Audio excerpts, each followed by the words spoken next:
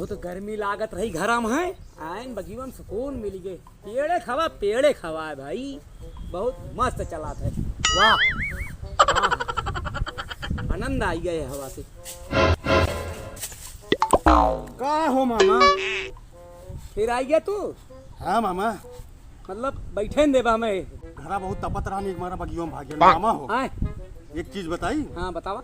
सब चीज के हवा खा चुका है मामा। हाँ कूलर के हवा, फर्राटा वाला पंखा के, छते वाला पंखा, एसी के, बगिया के, एक तीन चीज के हवा खा बाकी है बस।